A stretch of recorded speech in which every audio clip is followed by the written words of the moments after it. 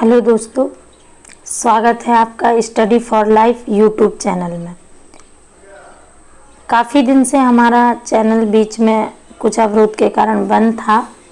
हम पुनः स्टार्ट कर रहे हैं। हमारा टॉपिक है जनगणना। जनगणना यूपीएससी, बीपीएससी, यूपीपीसीएस सभी एग्ज़ाम में इससे क्वेश्चन पूछे जाते हैं। तो आइए हम इसके कुछ महत्वपूर्ण बिंदुओं पर चर्चा करेंगे। तो हम जानेंगे कि सबसे पहले जनगणना कहाँ और कब हुई थी। सबसे पहले जो जनगणना हुई थी वो स्वीडन में हुई थी। कब? 1749 में। ठीक है। इसके बाद सर्वप्रथम जो जनगणना का प्रावधान हुआ था वो यूएसए में 10वीं जनगणना शुरू हुई थी। ये 10वीं जनगणना थी। कहाँ शुरू हुई थी? यूएसए में। कब शुरू हुई थी? 1790 में। आप याद करते चलिए, सर्वप्रथम जनगणना कहाँ हुई थी? स्वीडन में 1749 ईस्वी में। उसके बाद सर्वप्रथम 10वीं जनगणना जो शुरू हुई वो यूएसए से शुरू हुई और ये 1790 में पहली बार हुई। ब्रिटिश भारत में पहली बार जनगणना का साक्ष्य 1872 में मेयो के काल में शुरू हुई। लॉर्ड मेयो के काल में 1872 ईस्वी में पहली बार भारत में जनगणना कराई गई। उसके बाद भारत में जो नियमित जनगणना का प्रावधान हुआ, जिसमें 10वीं जनगणना स्टार्ट हुई, ये 1881 में रिपन के काल में शुरू की गई और तब से लेकर हर 10 वर्ष पर जनगणना करवाई जाती है। यानी कि 1881, 1891 ऐसे करके अभी जो हमारे पास जनगणना के डेटाज हैं वो 2011 के हैं और अगली साल 2021 में पुनः जनगणना होगी। अभी जो जनगणना हमारी हुई है ये भारत की 15वीं जनगणना है, लेकिन स्वतंत्र भारत की 7वीं जनगणना है, क्योंकि 1881 में रिपन के समय शुरू हुई थी, उसी समय से जोड़ा जाता है। तो ये 15वीं जनगणना है, जबकि स्वतंत्र भारत की ये 7वीं जनगणना है, क्योंकि उससे पहले हमारा देश स्वतंत्र नहीं था। और जो 2011 में हमारी जनगणना हुई है, इसका जो नारा था वो था हमारी जनगणना हमारा भविष्य। और जो 2021 में ये भी पूछा जा सकता है, क्योंकि इसका भी नारा पता चल गया है, तो ये भी पूछ सकता है कि 2021 में हमारी जनगणना का क्या नारा रहेगा, क्या थीम रहेगी। तो ये हमारी थीम है जन भागीदारी से जन कल्याण। जन भागीदारी से जन कल्याण।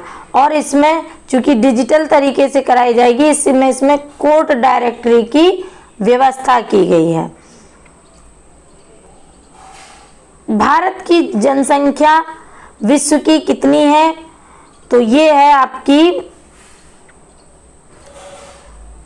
17.5%। भारत की जनसंख्या विश्व की कितनी है, कितने प्रतिशत है?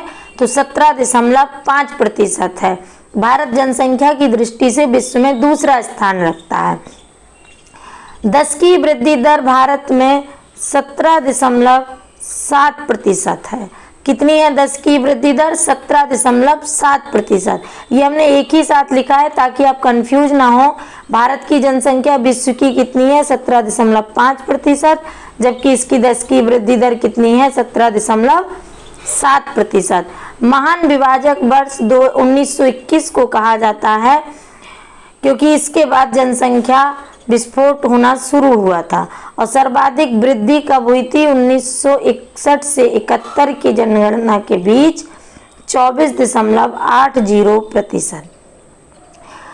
परिवार नियोजन ये 1952 में भारत में शुरू किया गया और इसका जो प्रतीक था ये उल्टा त्रिभुज था, रेड कलर का। ऐसे ये रेड कलर का था। ये इसका प्रतीक था किसका? परिवार नियोजन का। ठीक है। आगे देखते हैं जनगणना संविधान के किस अनुच्छेद में जनगणना का वर्णन किया गया है? तो जनगणना का वर्णन किस में है? 246 में, आर्टिकल 246 में जनगणना का प्रावधान किया गया है। और सर्वप्रथम जनगणना अधिनियम किस वर्ष आया था? तो ये आपका आया था 1948 में। अच्छा, इस तरह के कई क्वेश्चन हो जाते हैं। जनगणना संविधान के किस अनुच्छेद में है? 246 में। जनगणना अधिनियम कब आया? 1948 में। परिवार नियोजन कब आया? 1952 में। नई जनसंख्या नीति कब आई? 15 फरवरी 2000 में। जनसंख्या कोष कब बना? 13 फरवरी 2003 को। पहले जनसंख्या नीति आई 2000 में, उसके 3 साल बाद जनसंख्या कोष बनाया गया। गृह मंत्रालय के अधीन जनगणना विभाग का गठन किया गया था 1961 में। जनगणना विभाग का गठन कब किया गया? 1961 में। किस मंत्रालय के अधीन किया गया? तो गृह मंत्रालय के अधीन। केंद्रीय स्तर पर शीर्ष अधिकारी महारजिस्ट्रार एवं जनगणना आयुक्त कहलाते हैं। जो केंद्रीय स्तर पर जनगणना के शीर्ष अधिकारी होते हैं वो महारजिस्ट्रार एवं जनगणना आयुक्त कहलाते हैं। जो 2011 की जनगणना के थे डॉक्टर सी चंद्रमौली, इन्हीं की अध्यक्षता में जनगणना का कार्य संपन्न कराया गया था।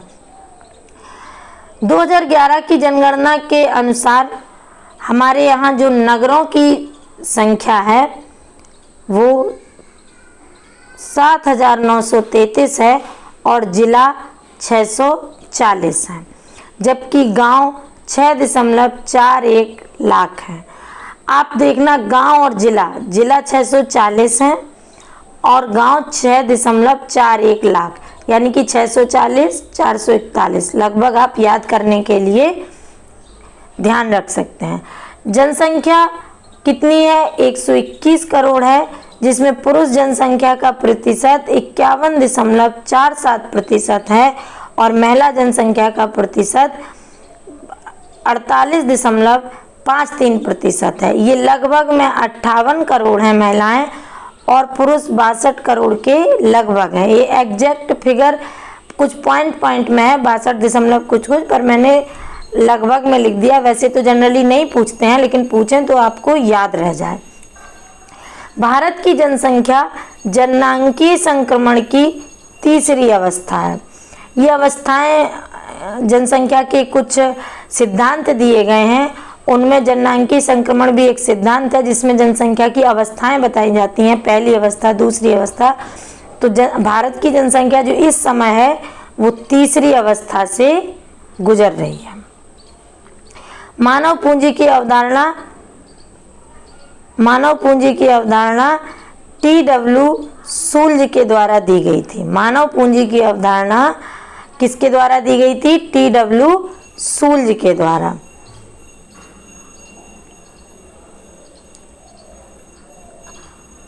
और चीजें देख लेते हैं एक दो। साक्षरता दर का मापन हम करते हैं 7 वर्ष से अधिक आयु वालों के लिए। जब हम साक्षरता दर की गणना करते हैं, जनगणना में जो साक्षरता दर की गणना की गई उसमें जो जनसंख्या ली गई वो 7 वर्ष से ऊपर की ली गई। फाइनल आंकड़े 30 अप्रैल 2013 को जारी किए गए थे। जनसंख्या प्रगणन की प्रश्नावली जो थी उसमें 29 प्रश्न थे 2011 में, और 2021 में इन प्रश्नों की संख्या कितनी है? 31 प्रश्न 2021 की जनगणना में है। तो आज हमने जनगणना के कुछ महत्वपूर्ण बिंदुओं को जाना। हम वीडियो को बहुत लंबा नहीं बनाएंगे। जनगणना का सेकंड वीडियो हम कल जारी करेंगे जिसमें आगे का आकलन बताएंगे। अगर आपको हमारा ये वीडियो पसंद आए तो कृपया इसे लाइक करें, शेयर करें। धन्यवाद।